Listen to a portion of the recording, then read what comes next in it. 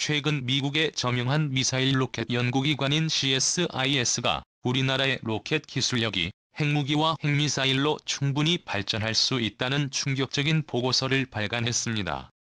작년 누리호 발사 이후 대한민국의 우주로켓 기술력 발전 속도가 심상치 않습니다.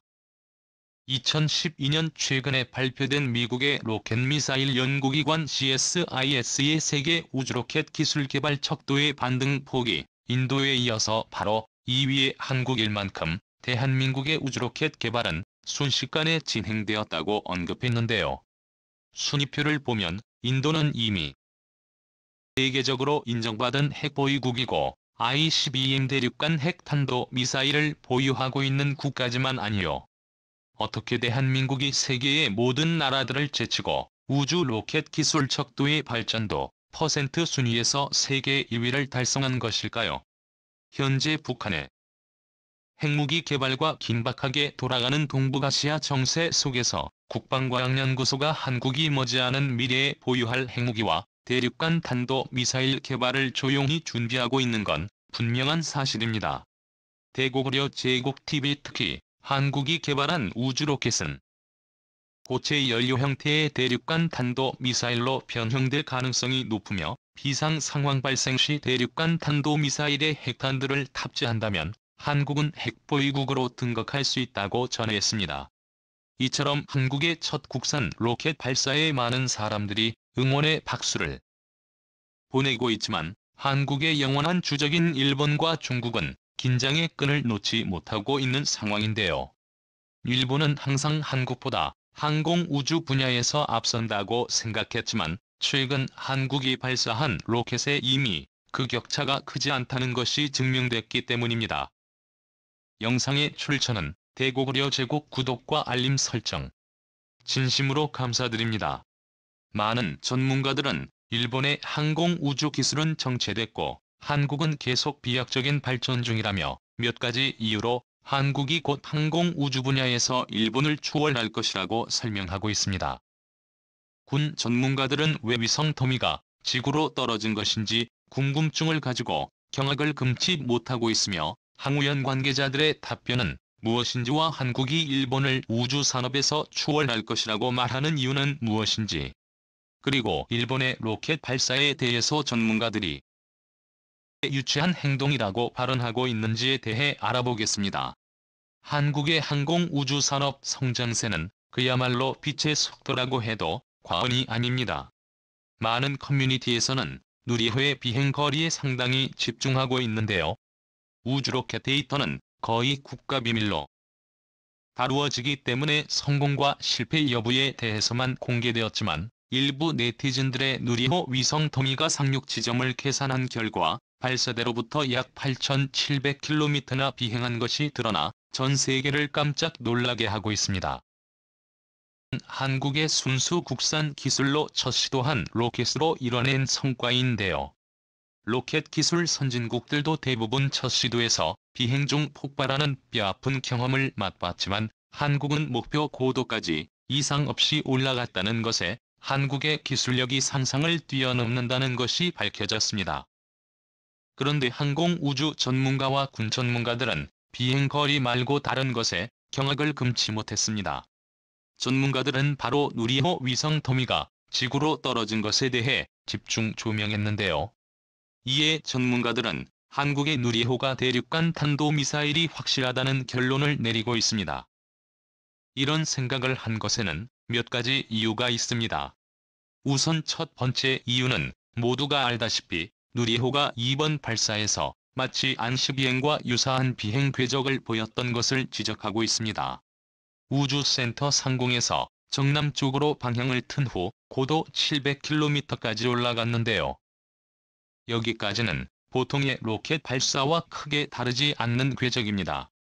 그러나 누리호에서 분리된 위성 발사체는 3단 로켓 엔진 연소가 원인 미상의 이유로 46초 일찍 깨지면서 가속도가 붙지 못해 제 궤도에 진입하지 않고 다시 대기권으로 들어와 호주 남쪽 약 350km 해상에 떨어졌는데요.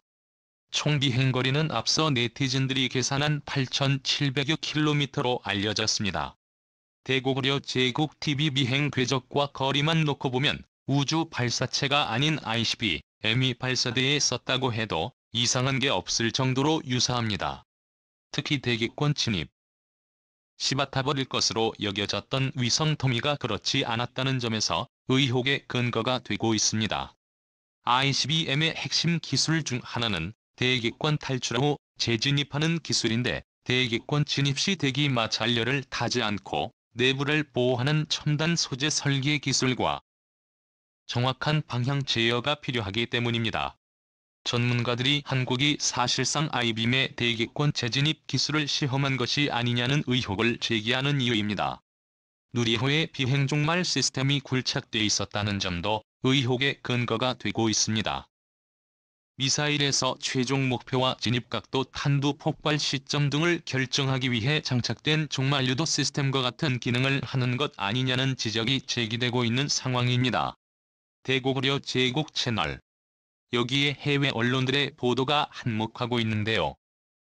블룸버그 통신 같은 경우 기사에 아시아에서 군비 경쟁이 일어나는 가운데 한국이 로켓을 발사했다는 제목을 붙였고, 워싱턴 포스트는 이번 발사는 군사 의존도를 낮추려는 노력의 일환으로 신무기 개발에 박차를 가하며 국방비를 늘리고 있는 한국의 군사적 역량에 의문을 갖는다고 했습니다. 홍콩 사우스 차이나 모닝 포스트 또한 한국은 중국과 일본의 우주 프로그램을 따라잡기 위해 노력하면서 군사 및 민간 미사일 능력을 가속화하고 있다고 평가했는데요.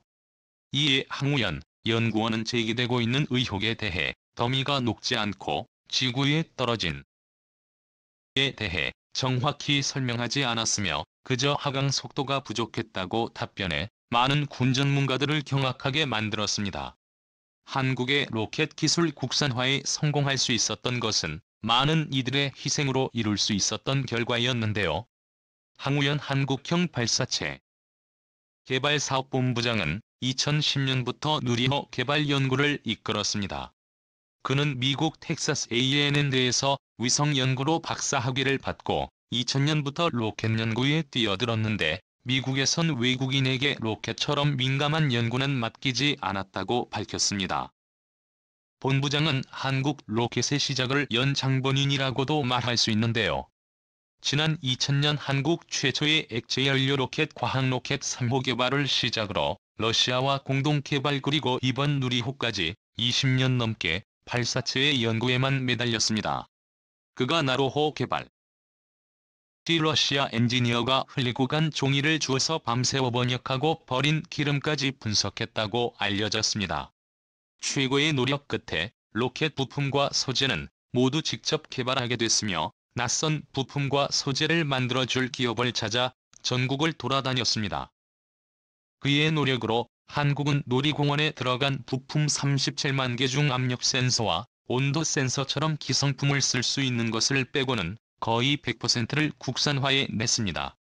이로 인해 독자 기술로 로켓 엔진을 개발하는데 해외에서는 평균 10년이 걸리는데 한국은 7년 반 만에 실제 비행에 성공한 것인데요. 항우연 관계자는 나로호 사업 당시만 해도 한국이 로켓을 만드는 게 사실이냐며 무시하던 러시아 연구진이 액체연료 로켓 상용화 이후 공동 개발을 제의할 정도로 우리 기술력을 인정했다고 말했습니다. 나로호 개발 엔진 같은 경우 자국 생산에 한국을 들여올 정도로 기술 이전을 고려했지만, 이제는 한국의 기술을 같이 공유받고 싶어하는 러시아의 반응에 얼떨떨해지기까지 하는데요. 한국의 우주산업 발전에 박수를 보내며 앞으로 우주에 한국의 영향력이 커지는 것을 자랑스러움을 느낍니다. 영상의 출처는 대고구려 제국 구독과 알림 설정. 진심으로 감사드립니다. 다음에 또 만나요.